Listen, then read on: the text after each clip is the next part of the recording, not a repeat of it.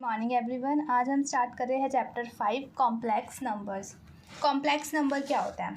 जैसे कि देखो ए और बी हमारे पास क्या है, ये रियल नंबर्स हैं, इन्हें क्या बोलते हैं हम? Real numbers. ठीक है, जैसे कि 2 रियल नंबर है, 3 रियल नंबर है, 4 रियल नंबर है, ये रियल नंबर्स है। अगर हम इन नंबर को किस फॉर्म में लिख दें, मतलब ए और बी को किस फॉर्म में लिख दें, मतलब ए और बी क्या है, हमारी जर्नल फॉर्म है। ठीक है, तो ए और बी को अगर हम ऐसे लिख दें ए प्लस आयोटा बी, मतलब यहाँ जो मैंने आई लगाया है, इस आई को हम क्या बोलते हैं? इस आई को बोलते हैं हम आयोटा। क्या बोलते हैं? Iota.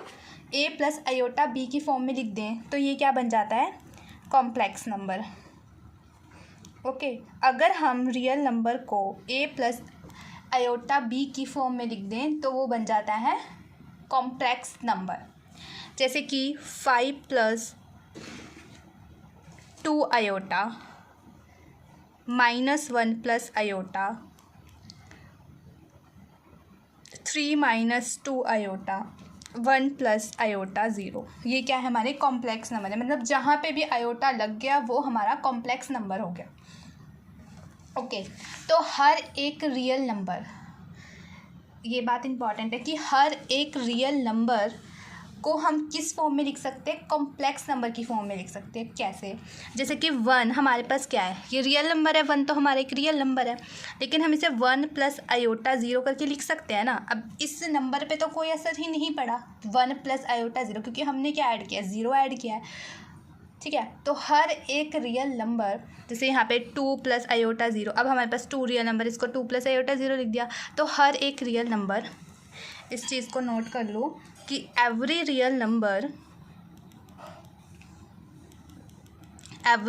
Numbers can be written in the form of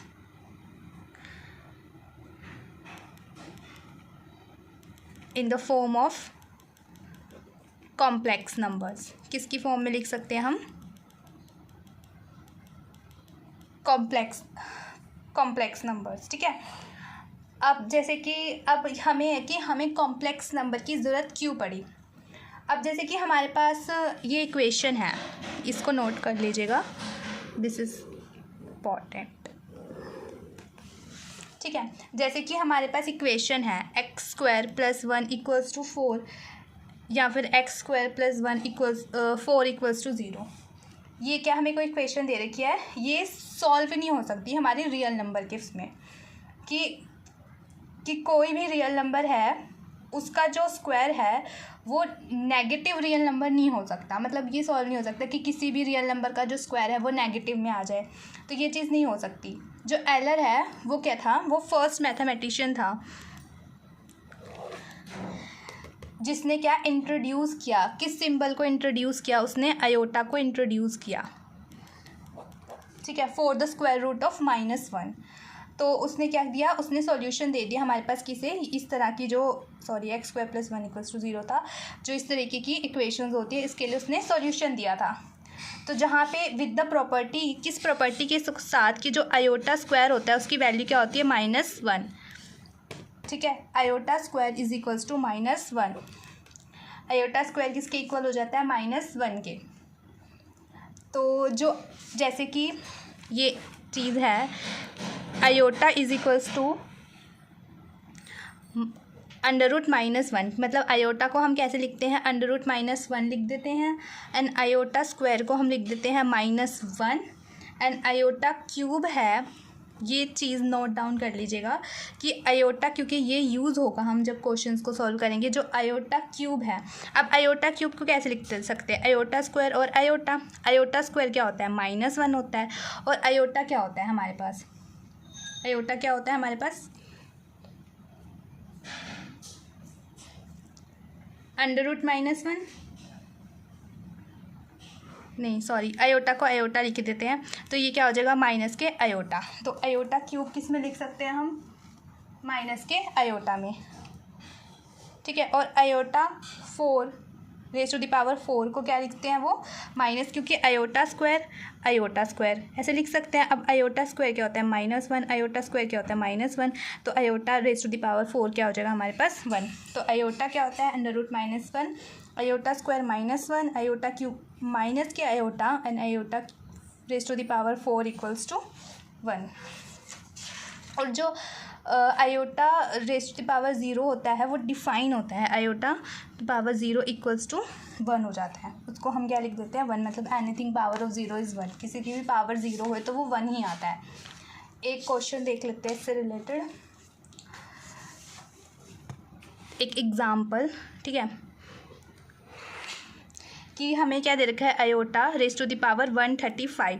अब इसे हमने इस तरीके से तोड़ना होता है, इसको खोलना होता है, कह सकते हैं कि ये हमारा स्क्वायर में आ जाए, क्यूब में आ जाए, 4 में आ जाए, जिसकी वैल्यूज़ हमें पता है। तो हम क्या लिख सकते हैं, हम इसको ऐसे लिख दें कि 132 + 3। अब 132 + 3 क्या होता है, 135 हो जाता है।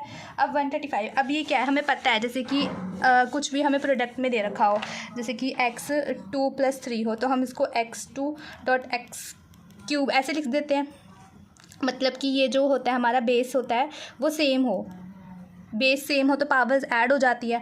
अब क्या है, हम इसको अलग अलग कर लेते हैं, तो हम इसे भी अलग अलग कर लेंगे, आयोटा 132.आयोटा³। अब हमें पता है कि आयोटा क्यूब हमारे पास क्या होता है, नहीं अब हम क्या करेंगे, इस 132 को भी तोड़ लेंगे।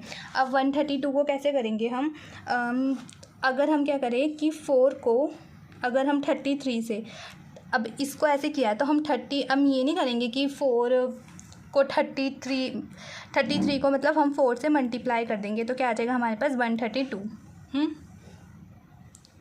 हाँ, और यहाँ पे क्या हो जाएगा आयोटा क्यूब। अब क्या है, iota raise to the power 4 पता है क्या होता है, 1 होता है, और आयोटा क्यूब क्या होता है, माइनस के आयोटा होता है। अब ये क्या हो जाएगा, इसकी पावर जितनी भी हो 1 ही आएगा ना, हम 1 को कितने भी टाइम्स हम मल्टीप्लाई करें तो 1 ही आ जाएगा। और माइनस के आयोटा, तो इसकी वैल्यू क्या आ गई हमारे पास, माइनस आयोटा। मतलब हमने इसको देखो, iota 1 raise to the power 135 था, हमने इसको इस तरीके से खोला कि ये क्यूब में चला गया, और इसकी हमें पता है कि 4 को अगर हम 33 से क्या करेंगे मल्टीप्लाई करेंगे तो 132 आ जाएगा। फिर हमने iota raise to the power 4 को किया तो हमें पता है ये 1 होता है, मतलब हमने इसको 2 में 3 में या 4 में इस तरीके से तोड़ना है। हमने मल्टीप्लाई करके देख लिया कि ये क्या होता है, इस आयोटा 33 को 4 से मल्टीप्लाई करें तो 132 आ जाएगा, तो जगह 1 iota raise to the power 4 1, तो ये क्या आ जाएगा यहाँ पे माइनस के आयोटा। बाकी के इससे रिलेटेड क्वेश्चन हम नेक्स्ट वीडियो में करेंगे। Thank you.